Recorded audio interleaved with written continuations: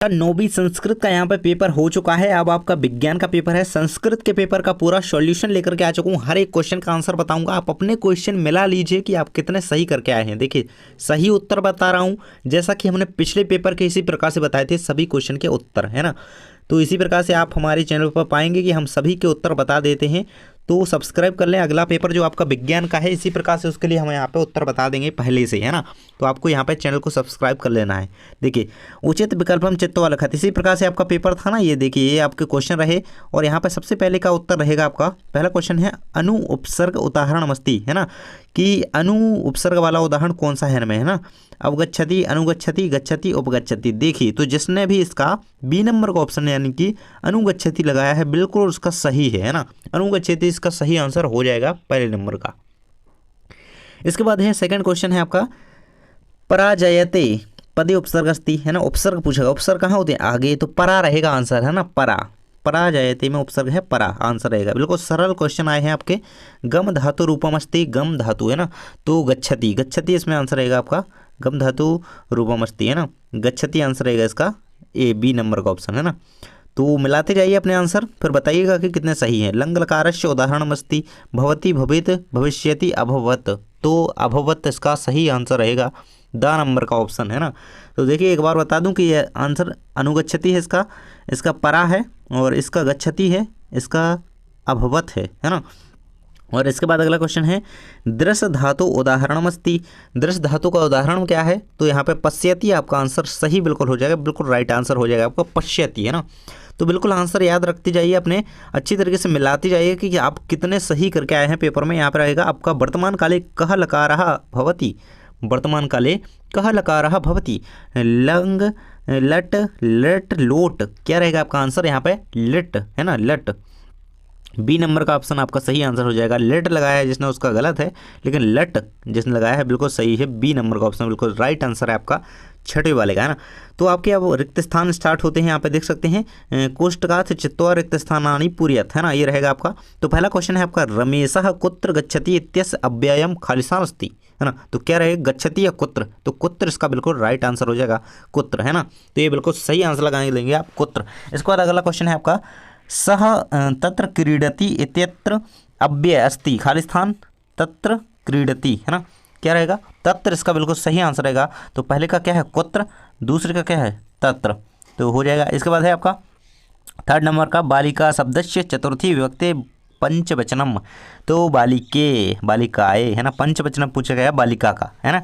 तो इसका बालिकाए हो जाएगा, पांचवा वचन बालिका का क्या होता है बालिकाए, ये हो जाएगा आपका आंसर। जिसने भी ये लगाया है उसका सही है। इसके बाद है अगला क्वेश्चन रामाय पदे, देखिए यहाँ पे फल शब्दस्य प्रथमा विभक्ति बहुवचनम अस्ति, तो क्या होगा फलम फलानी, क्या होगा फल शब्द का, फल का आपको प्रथम वचन बहुवचन पूछा गया है तो फलम हो जाएगा, है ना, फलम, फलानी हो जाएगा, फलामी इसका आंसर रहेगा, फलानी, है ना, ये रहेगा।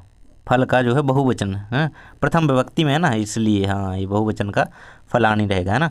और इसका क्या था बालिकाए था, इसका तत्र था, इसका कुत्र था। इसके बाद है आपका रामाय पदे खालिस्थान विभक्ति अस्ति, रामाय पद में कौन सी व्यक्ति है, तो रामस्य, है ना, रामस्य आंसर रहेगा आपका। इसका सही आंसर है रामस्य, रामानाम नहीं है रामस्य है, बिल्कुल सही आंसर ये रहेंगे आपके, है ना। ये देखिए इसके बाद है आपका लास्ट, ये हो गए हमारे कंप्लीट हो गए, है ना, ये हो गया ना कंप्लीट। इसके बाद है आपका क्या आते हैं, ये तृतीय वाला रह गया ना, ये रह गया आपका। इसमें चतुर्थी जो है विभक्ति है रामाय पदे में, रामाय पदे में चतुर्थी विभक्ति है, ये हो गया। अब कंप्लीट है ना आपके सही, जो सही विकल्प और खालिस्थान ये कंप्लीट हो गया ना। इसके बाद देखते हैं अगला क्वेश्चन आपका। सबसे पहले आपको इसमें दिए गए हैं ये आपके सही जोड़ियाँ, इनके आंसर क्या रहेंगे। देखिए मैं बता दूँ आपको, ये आपके आंसर यहाँ पर सामने आपको दिख रहे होंगे। मैं आपको आंसर बता देता हूँ, आपको वही टिक लगाना है आपके सही सही, है ना। तो पहला दिया गया आपको यथाशक्ति, इसमें कौन सा समास होता है, यथाशक्ति में अव्यय भाव समास होता है, ये आंसर रहेगा। राजपुरुष में कौन सा समास होता है, तो तत्पुरुष समास होता है ना। और वृक्षस्य प्लस ऊपरी, है ना, वृक्षोस्परी, है ना, वृक्षोस्परी, वृक्षस्योपरी। चा एकाकिनी, घा नंबर का है आपका चा एकाकिनी, चेकाकिनी आपका लास्ट में दिया गया है, आप देख सकते हैं। और पीताम्बर में बहुब्रीहि समास होता है, एकत्वा में होता है आपका यण संधि है। तो ये रहेंगे आपकी सही जोड़ियाँ, बिल्कुल राइट बताई हैं। यहाँ पे अपनी मिला लीजिए कितनी आप सही करके आए हैं। देखिए, है ना। जल्दी से कमेंट बॉक्स में बताइएगा कि आपके कितने नंबर के जो है ऑब्जेक्टिव सही हो गए, है ना।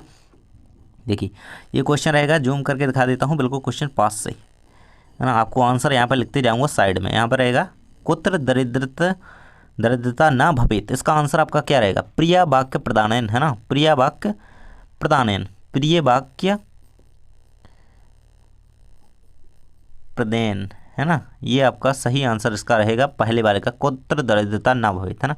इसके बाद अगला क्वेश्चन है, वृक्षा स्वयं कानि न खादंती फलानी, है ना। वृक्ष स्वयं फल नहीं खाते, वृक्ष स्वयं क्या नहीं खाते? फल नहीं खाते, तो ये रहेगा इसका।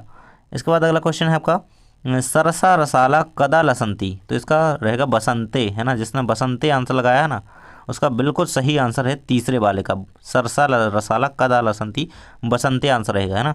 अगला क्वेश्चन है आपका, गत्वा इत्यस्मिन् पदे प्रत्यय अस्ति, प्रत्यय पूछा है गत्वा में, तो पीछे क्या होता है? त्वा, है ना। गत्वा, गत्वा, ये प्रत्यय आपका इसमें हो जाएगा गत्वा, गत्वा, है ना।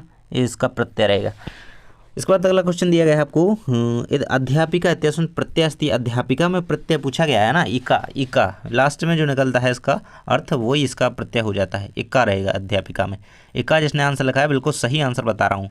पठितुम इत्यस्मिन् पदे प्रत्यय अस्ति, पठितुम में प्रत्यय क्या है? प्रत्यय पूछा है पठितुम में, तो तुम हो जाएगा, है ना। तुमुन, तुमुन प्रत्यय जो है पठितुम में होता है, याद रखिएगा। तुमुन इसका क्या रहेगा लास्ट वाले का?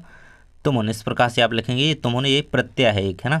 पठितुम में तुमुन प्रत्यय होगा। ये रहे आपके सभी के आंसर। इसके बाद है आपके जो है सत्य असत्य थी, है ना। ये निर्धना वाक्य न, आपको ये निर्धना वृद्धा इत्यत्र निर्धना विशेषणम पदमस्ति, पहला आपका सत्य हो जाएगा। दूसरा आपका है खिन्न बाल इत्यत्र बालः विशेषस्य पदम नास्ति, ये आपका जो है वो सत्य हो जाएगा, है ना। ये आपका असत्य हो जाएगा, है ना। इसके बाद है दानवाय पदस्य विलोम पदम मानवाय अस्ति, बिल्कुल सत्य हो जाएगा। इसके बाद है शरीरम पदस्य पर्यायपदम तनु अस्ति, सत्य हो जाएगा। स्त्री पदस्य पर्यायपदम नारी नास्ति, बिल्कुल असत्य रहेगा, है ना। स्त्री पदस्य पर्यायपदम, तो पर्यायवाची स्त्री का नारी, है ना, नास्ति, यहाँ पर नास्ति लिखा है ना, तो ये आपका असत्य रहेगा। निर्मलम पदस्य विलोम पदम समलम, निर्मल का विलोम पदम समलम नास्ति है, तो बिल्कुल असत्य हो जाएगा, है ना। ये रहेंगे आपके यहाँ पे जो थे वो सत्य असत्य, है ना, आमना। तो इस प्रकार से आप इसे कंप्लीट करेंगे। इसके बाद आपके सारे क्वेश्चन थे जो कि हमने कंप्लीट करवाए थे आपके एग्जाम से पहले, बहुत सारे क्वेश्चन पूछे गए हैं। इन्हें अच्छी तरीके से आप अपने वार्षिक परीक्षा के लिए तैयार कर लीजिएगा, क्योंकि यही क्वेश्चन जो है रिपीट होते हैं, पूछे जाते हैं। तो देखिए ये रहे आपके सारे क्वेश्चन।